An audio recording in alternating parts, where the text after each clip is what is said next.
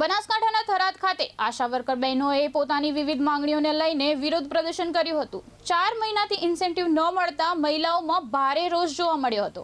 વધતી મોંઘવારી વચ્ચે માત્ર 100 રૂપિયાનું ઇન્સેન્ટિવ અપૂરતું હોવાનું જણાવી આશા વર્કર્સોએ ફિક્સ વેતન, બાકી ચૂકવણીઓ અને સમયસર મહેનતાણું આપવાની માંગ સાથે કલેક્ટરને આવેદનપત્ર પાઠવ્યું હતું। વર્ષોથી આરોગ્ય સેવાઓ આપતી આશા વર્કર બહેનોનું કહેવું છે કે યોગ્ય વળતર ન મળતું હોવાનો પણ આક્ષેપ કર્યો છે।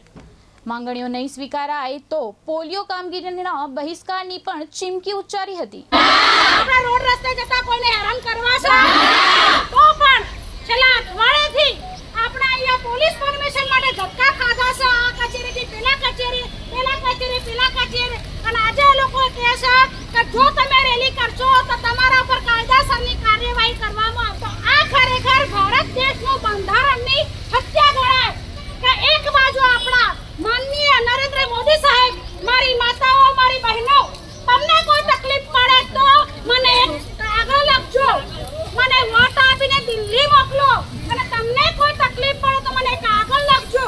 અને જ્યારે આપણે 4 મહિના સુધી વેતન નથી મળતા, આપણને ઇન્સેન્ટિવના નામે આપણો ભોગ લેવાય છે, આપણું શોષણ થાય છે, અને 4 મહિનાની ધીરજ રાખ્યા પછી આપણને એમ થાય કે હજુ સુધી ક્યાં સુધી રાહ જોવી।